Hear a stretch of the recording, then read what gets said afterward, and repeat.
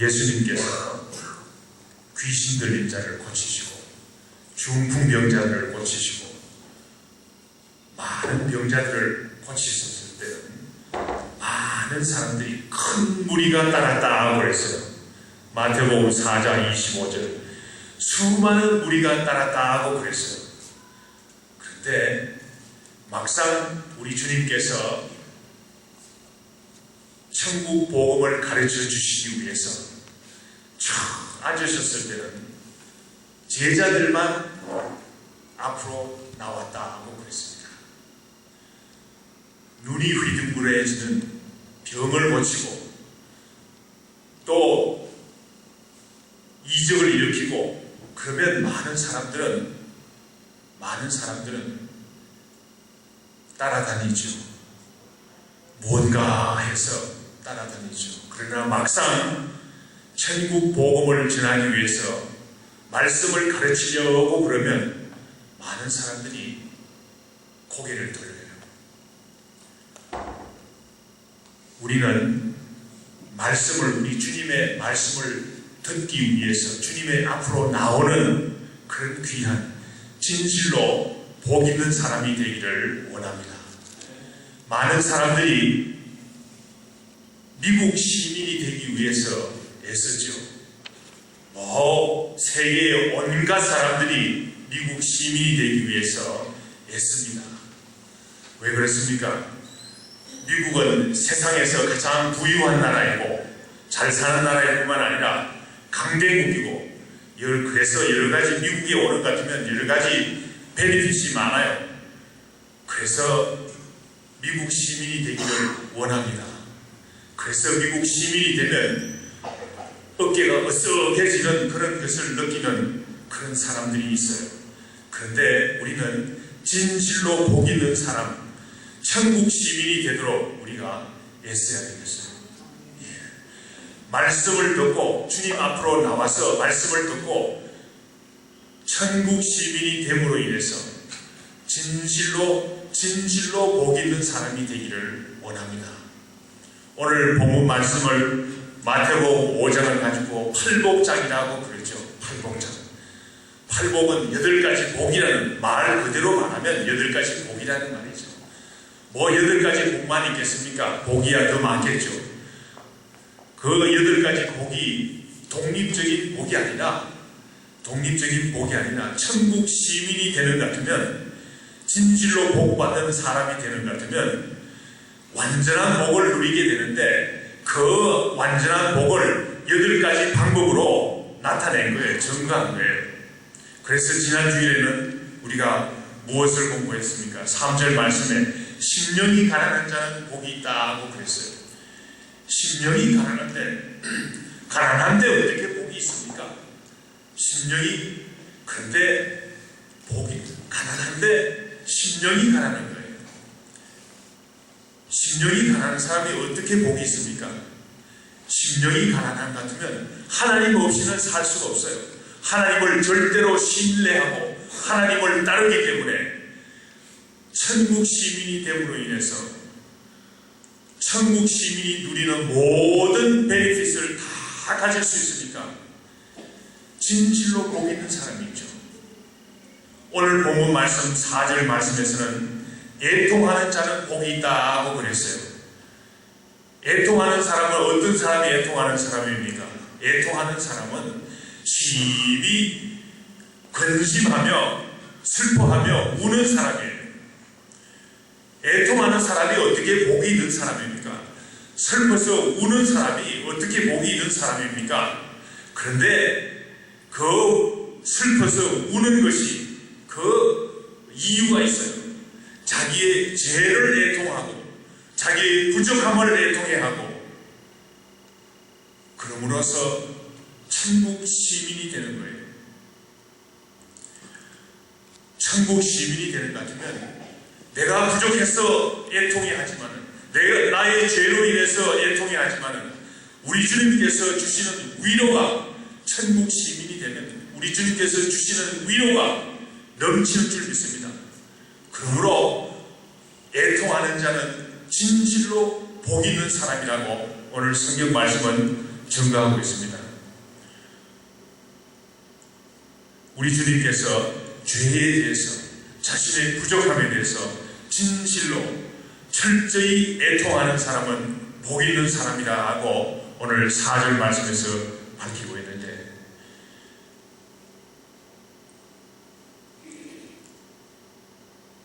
애통해하는 사람은 무엇보다도 우리 주님의 위로가 넘치기 때문에, 위로가 주님의 위로를 받는 사람이기 때문에 복 있는 사람이에요. 애통한다는 말은 심히 근심하고 슬퍼한다고 말했는데, 성경 말씀을 보면 두 종류의 근심이 있어요. 두 종류의 근심이 있는데, 고린도후서 7장 10절 말씀에 보면 하나님의 뜻대로 하는 근심이 있고, 하나님의 뜻대로 하는 근심은 후회할 것이 없는 구원에 이르게 하는 회개를 이루는 것이요, 세상 근심은 사망을 이루는 것이라고 했어요. 그러니까 근심이 있는데, 애통하는 것이 있는데, 하나님의 뜻대로 하는 근심이 있고 세상 근심이 있어요. 세상 근심은 어떻습니까? 세상 근심은 많이 하게 되면 병을 얻어요. 아프게 돼요. 죽습니다. 마태복음 19장 16절 이하에 보면 어떤 부자 청년이 나오죠. 어떤 부자 청년이 나오는데, 이 부자 청년이 예수님께 나왔어요. 예수님께 물었습니다. 내가 무슨 선한 일을 하여야 영생을 얻으리까? 라고 부자 청년이 예수님께 물었어요. 얼마나 기특한 친구입니까? 참으로 기특한 젊은이죠. 예수님께서 말씀하셨어요. 그래, 참 귀하구나. 살인하지 말라, 간음하지 말라, 내 부모를 공경하라, 내 이웃을 내 몸과 같이 사랑하라고 우리 주님께서 말씀하셨어요.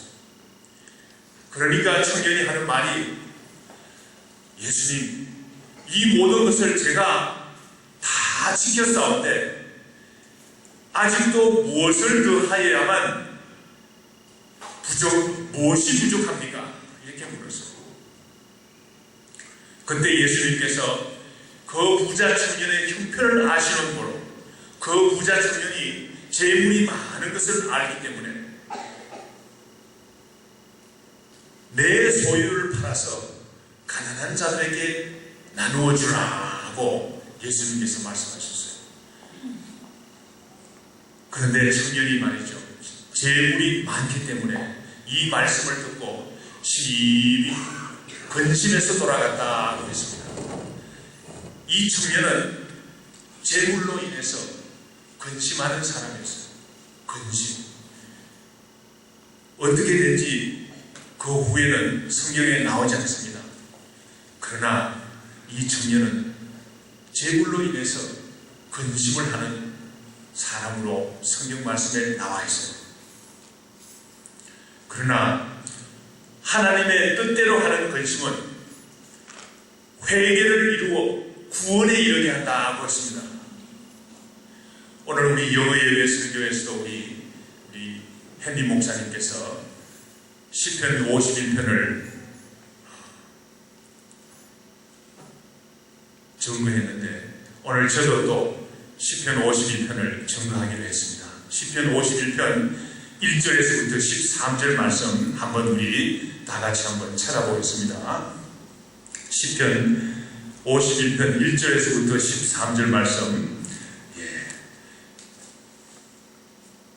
그저 찾으시고 같이 이렇게 읽으면서 뜻을 생각해 보도록 하겠습니다. 시편 51편, 제가 가진 구약성경 839페이지 1절, 시편 1절에서부터 13절까지 있는데 한두 절씩 읽으면서 제가 말씀을 증거하겠습니다.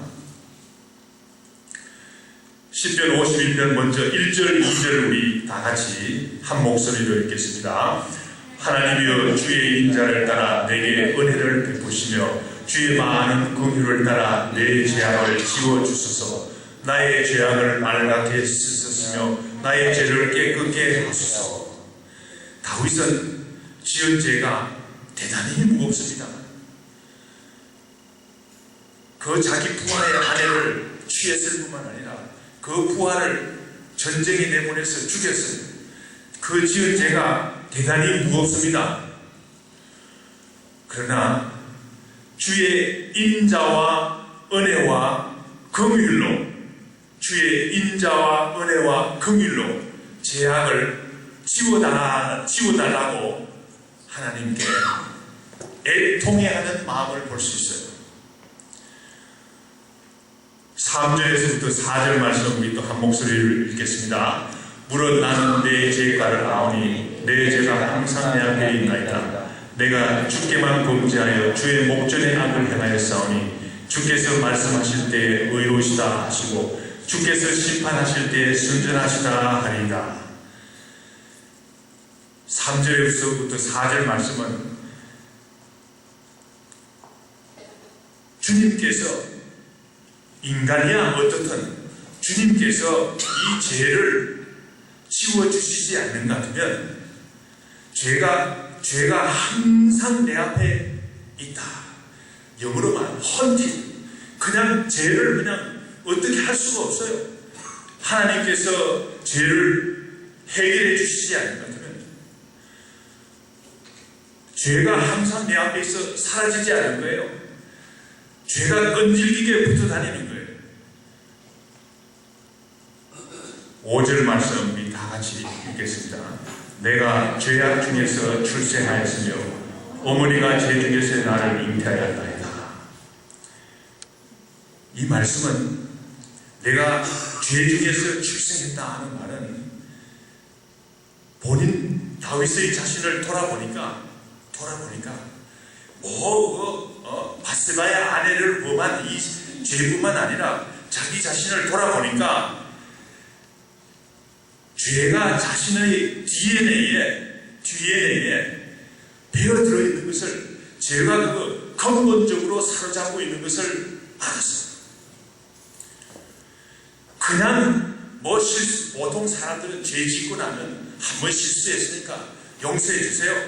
그냥 쉽게 넘어가려고 그러지만은 가만히 살펴보니까, 다윗이 살펴보니까 그냥 지나갈 일이 아니에요. 그냥 지나갈 일이 아니에요. 하나님께서 근본적으로 용서해 주셔야만 죄가 용서함을 받겠다는 애통한 마음을 볼 수 있어요. 얼마나 애통한 마음이 5절 말씀에 나타나 있습니다.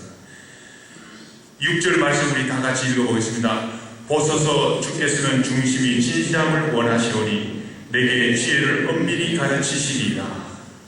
다윗은 그냥 실수했습니다. 용서해 주세요. 무릎 꿇고 용서해, 그냥 넥스트 다음 지나가는 그게 아니에요. 그게 아니고 주님께서는 다윗의 마음을 아셨어요. 다윗의 마음을 다 알고 계시다는 것을 알았어요. 주님께서는 마음이 진실한 것을 말로만 표현해서 용서 빚다고 해서 되는 것이 아닌 것을 알았어요. 마음을 알기 때문에 마음을 고쳐먹기를 원하는 거예요. 그래서 다윗은 말이죠, 하나님께서 뭐라고 했습니까? 내 마음에 합한 사람이라고 그랬어요. 7절 말씀 읽겠습니다. 웃을초로 나를 정결하게 하소서. 내가 정하리이다. 나의 죄를 씻어주소서. 내가 눈보다 흰이다. 웃을초라는 것은 특별한 그 식물인데, 구약시대 때 보면 레위기에 보면, 레위기나 출애굽기에 보면 제사장들이 그 속죄 제물을 잡아서 피를 뿌릴 때 그 우설초에 적셔서 피를 뿌리는 거예요. 그러면 죄 사함을 얻는 거예요. 이 말씀이 우리에게 주는 교훈은 무엇입니까? 우설초로 나를 정결하게 하소서. 우설초에는 그 속죄 제물의 피가 있어요. 이것은 우리에게는 주님의 피입니다. 십자가에서 나를 위해서 흘리신 피입니다. 주님의 피로 나를 맑게 씻어주소서. 내가 눈보다 더 희리이다. 다윗은 우설처럼 맑게 씻김을 받기를 원했습니다. 우리는 십자가에 죽으신 예수 그리스도의 피공로로 우리가 맑게 씻어주는 줄 믿습니다. 8절에서부터 9절 말씀 우리 한번 읽겠습니다. 내가 즐겁고 기쁜 소리를 들려주시사 주께서 꺾으신 뼈들도 즐거워하게 하소서. 주의 얼굴을 내 죄에서 돌이키시고 내 모든 죄악을 지워주소서. 다윗은 말이죠, 지금은 뭐 근심하고 그냥 애통하고 있지만은 하나님께서 용서해 주실 때는 얼마나 기쁘고 즐겁고 한 그때 그 상태를 지금 생각하는 거예요. 우리 주님께서 용서해 주실 때 나는 진실로 즐거운 사람이 될 것이다. 기쁜 사람이 될 것이다. 어느 정도로 기쁘냐 하면 뼈가 부러진데도 뼈가 부러지면 얼마나 아픕니까? 저도 그 갈비뼈가 한번 부러져 봤는데 그 기침을 하니까 대단히 아프더라고요. 저는 아픈 거 그렇게 불평하는 사람은 아닌데 그래도 말이죠, 갈비가 부러지니까 기침을 하는데 그냥 너무너무 아프더라고요. 그런데 꺾으신 뼈들도 뼈가 부러질 때 얼마나 아픕니까? 그런데 그래도 다윗은 기쁜 거예요. 그거 참 얼마나 참 좋은 말씀입니까? 근데 제가 생각할 때는 이것은 제가 성경을 보면서 연구한 결과에 의하는 건데 아마도 하나님께서 정말로 다윗의 뼈를 우리아의 아내를 취함으로 인해서 그 죄악이 고약하니까 다윗의 뼈를 말이죠, 넘어지게 해서 부러지게 하는지도 모르겠어요. 제 생각에는 그런 것 같아요. 그러니까 자기 경험을 이야기하는 거 아니겠어요? 성경 말씀에는 뼈가 부러졌다 하는 말은 나오지만은 제 생각에 그런 생각을 해보았습니다.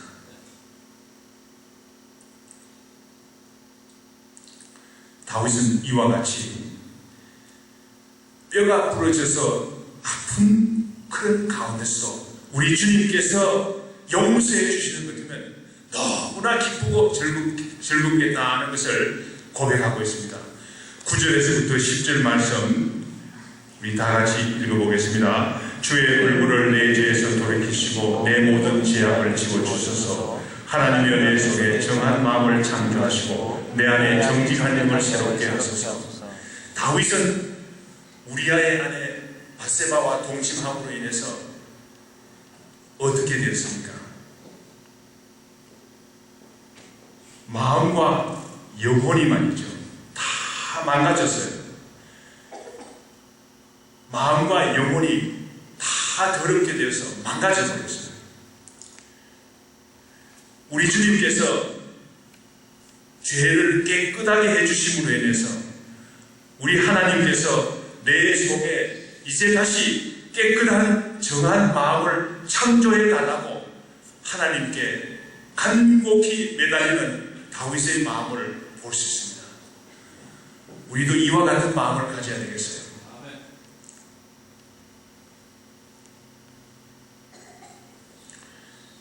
11절 말씀 우리 다 같이 읽어보겠습니다. 나를 주 앞에서 쫓아내지 마시며 주의 성령을 내게서 거두지 마옵소서. 다윗은 말이죠, 어떤 위기감에 있습니까? 주님께서 쫓아내시면, 주님께서 잘라버리는 것 같으면, 이제 버림을 주님께서 버리는 것 같으면 내가 어떻게 되나? 지금 그 패닉 상태에 있는 거예요. 얼마나 두려움의 위기 속에 있는지 알 수 없어요. 이것은 무엇을 말합니까? 우리 주님께 매달리는 다윗의 모습을 볼 수 있어요. 또한 그럴 뿐만 아니라 13절 말씀 우리 다 같이 읽어보겠습니다. 13절 말씀. 그러면 내가 범죄자에게 주의 도를 가르치리니 죄인들이 주께 돌아오리이다. 다윗은 하나님께 약속을 하는 거예요. 이제 나를 깨끗하게 해주시는 것 같으면 내가 범한 이 죄악을 말이죠. 죄악에 있다가 그 해방된 그 기쁨을 다른 사람에게도 알려서, 그래서 지금 시편 52편이 나온 거 아니겠습니까? 주의 도를 증거하겠다, 간증을 하겠다는 거예요. 그 간증이 시편 51편. 많은 사람들이 애송하는 시편 51편이 된 줄 믿습니다. 다윗은 진실로 자기가 범한 죄를 애통하는 사람이었어요. 그러므로 다윗은 너무나 악한 죄를 범했지만은 그러나 진실로 복된 사람이었어요. 왜 그렇습니까? 주님께서 위로하셨기 때문에, 주님께서 위로를 받았기 때문에 진실로 복된 사람이었어요. 오늘 본문 말씀에 보면, 5절 말씀에 보면 온유하는 자는 복이 있다고 주님께서 가르치십니다. 온유한 사람들은 어떤 사람들을 말합니까? 온유하다는 말은 부드럽고 욕심이 없는 것을 말하죠. 그런데 온유한 자는 복이 있을 뿐만 아니라 또한 땅을 기업으로 받는다고 해요. 그 얼마나 좋습니까? 땅을 기업으로 받는다. 세상의 경영 방식으로서 땅을 얻으려면, 땅을 기업으로 얻으려면 공격적인 경영을 해야 된다고 합니다. 공격적으로 경영을 해야지 땅을 차지하지, 온유한 사람이 땅을 차지한다는 세상의 경영 방법은 없어요. 온유하다는 말은 부드럽고 욕심이 없는 것을 말하는데, 온유한 사람이 어떻게 땅을 차지합니까? 어떻게 복 있는 사람이 됩니까? 그러나 주님께서 온유한 사람이 복이 있다고 그랬어요. 온유한 사람에게 땅을 기업으로 주시겠다고 우리 주님께서 약속하셨어요. 진실로 온유한 사람은 폭력이나 복수심이 없어요. 그러나 온유한 사람은 마음속에 진정한 담대함이 있어요. 온전한 사람은 격분하지 않지만은 끝까지 인내하는 성품이 있어요. 온유한 사람은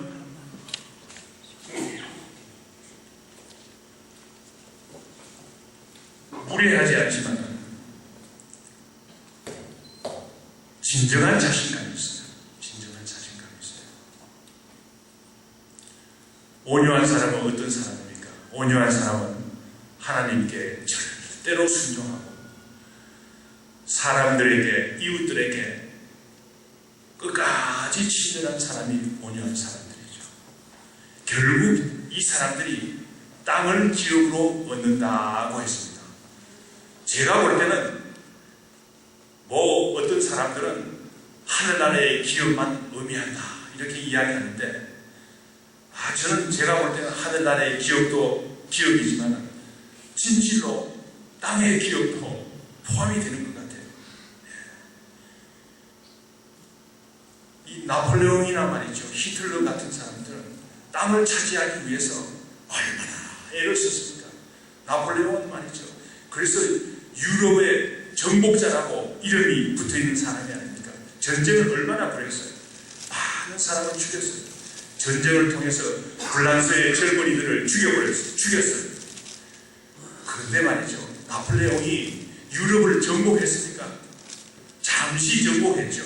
잠시 정복했지만은 거의 프랑스의 역사를 잘 따져보면 말이죠, 나폴레옹이 황제가 되기 전에 그 국경과 나폴레옹이 황제로 나중에는 쫓겨나서 물러나서 그때의 국경과 비교하면 말이죠, 나폴레옹이 지나가고 난 후에 프랑스의 국경이 더 줄었어요.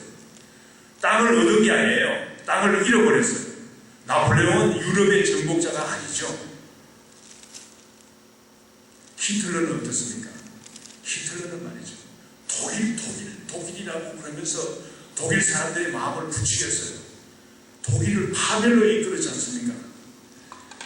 제가 볼 때는 히틀러에게 해당하는 성경 말씀이 하나 있어요. 잠언 25장 28절 말씀인데, 자기 마음을 제어하지 아니하는 자는 성읍이 무너지고 성벽이 없는 것 같으니라. 자기 마음을 제어하지 못하기 때문에 독이 완전히 그냥 형편없이 되어버렸잖아요. 그러니까 다시 요새 회개하고 하나님께서 복 주시니까 다시 경제 대국이 되어가고 있지만은, 하나님께서는 온유한 사람들에게 땅을 기업으로 주신다고 했습니다.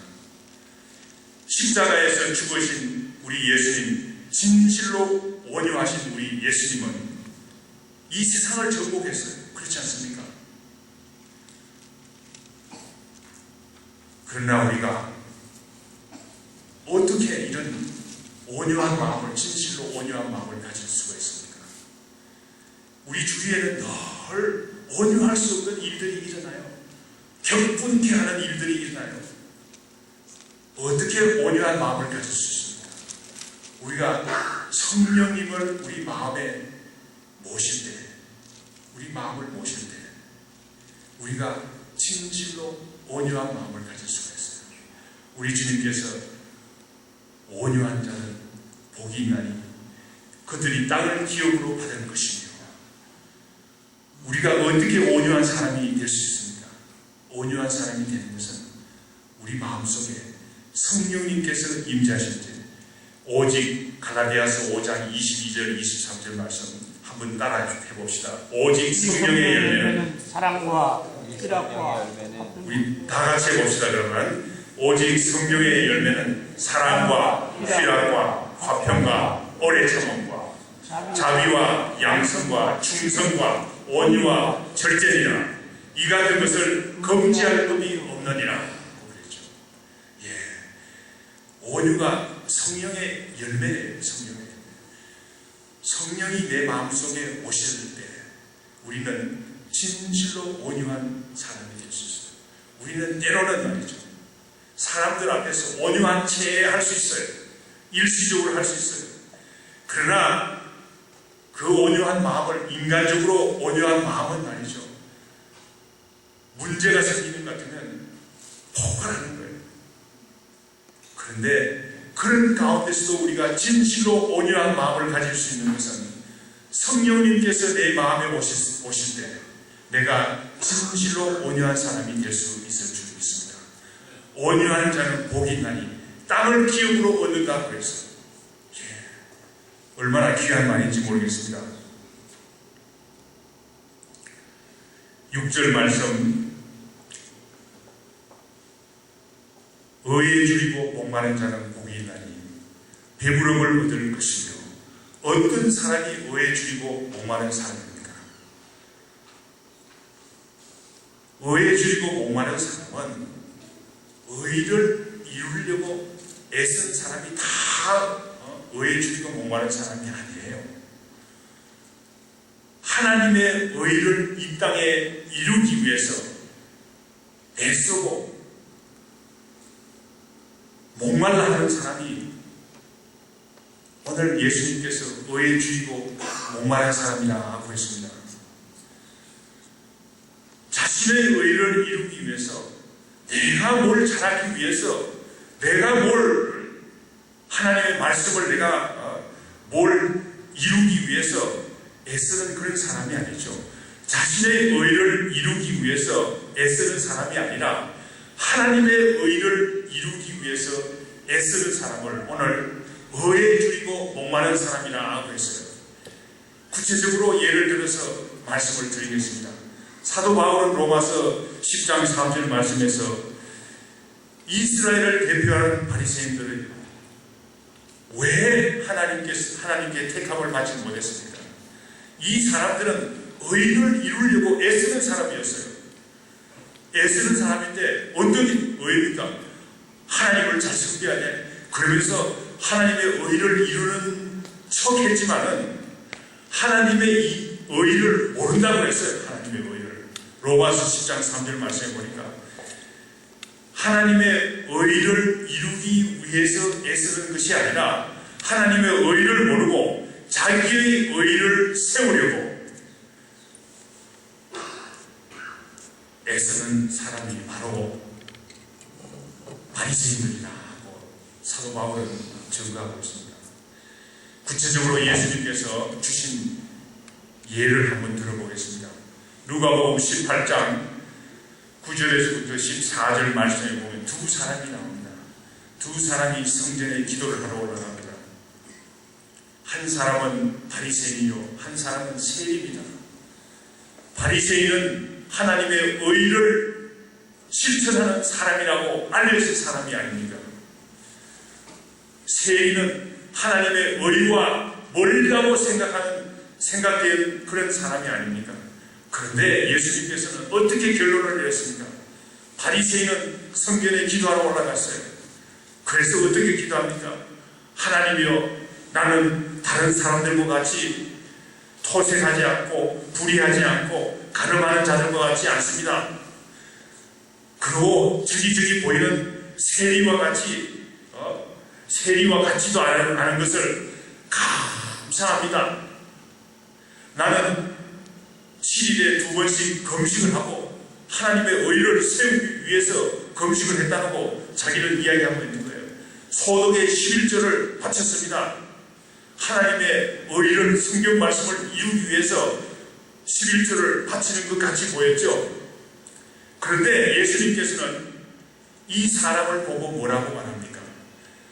이 바리새인은 하나님의 의를 이루는 사람이 아니라고 했어요. 자기의 의를 이루는 사람이, 자기가 의인이라는 것을 나타내는 자기의 의를 이루는 사람이라고 예수님께서 평가를 내렸어요. 그런데 세리는 어떤 사람입니까? 세리는 말이죠, 기도하러 왔는데 하늘을 쳐다보니까 하나님께서 보시는 것 같고 하늘을 감히 우러러볼 수도 없어요. 저는 죄인입니다. 가슴을 치면서 나는 죄인으로서이다, 이렇게 애통해했어요. 그러니까 하나님께서 용서해 주시죠. 용서해 주시죠. 누구의 의가 나타납니까?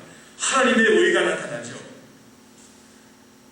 예수님께서는 세리의 기도가 더 의로운 기도라고 누가복음 18장 9절에서부터 14절 말씀에서 증거하고 있는 것을 우리가 알 수 있습니다. 우리가 분명히 알아야 되겠어요. 누가복음 2장 25절 말씀에 보면 시므온이라는 나이 많은 사람이 나옵니다. 나이가 많은 할아버지입니다. 그런데 이 사람은 이스라엘의 위로를 기다린다, 하나님의 위로를 기다리는 사람이었어요. 기다리다 지칠 것도 한데 의에 줄이고 목마른 사람과 같이 그런 사람이었어요. 그런데 어느 날 성령의 지시로 성전에 들어갔어요. 성전에 들어갔는데 마침 할례를 받으러 나온 아기 예수님을 만나게 되었어요. 아기 예수님을 만나게 되는 귀한 영광을 얻습니다. 그래서 아기를 안고 감격해하는 모습을 볼 수 있어요. 누가복음 2장 36절 이하의 말씀에 보면 안나라는 나이 많은 여성이 있었어요. 불쌍한 여성이었죠. 인생이 가련한 여성이었죠. 그런데 금식하고, 이 사람은 금식하고 기도했다고 그랬어요. 바리새인도 금식하고 기도했죠. 그런데 이 안나라는 여성도 금식하고 기도했어요. 그런데 이 안나라는 여성은 아기 예수님을 만나는 위로를 우리 주님께서 허락해 주셨어요. 그래서 큰 기쁨으로 감사하는 모습을 우리가 성경에서 생생하게 우리가 볼 수 있습니다. 의에 줄이고 목마른 사람은 복이 있나니 저희가 배부를 것이며, 우리가 배고픈 것 같지만 의에 줄이고 목마른 사람은 갈급해하고 배고픈 것 같지만 그렇지 않죠. 배부를 얻겠다고 우리 주님께서 약속의 말씀을 주시고 있습니다. 우리는 우리의 부족함과 우리의 죄를 늘 위에서 회개하고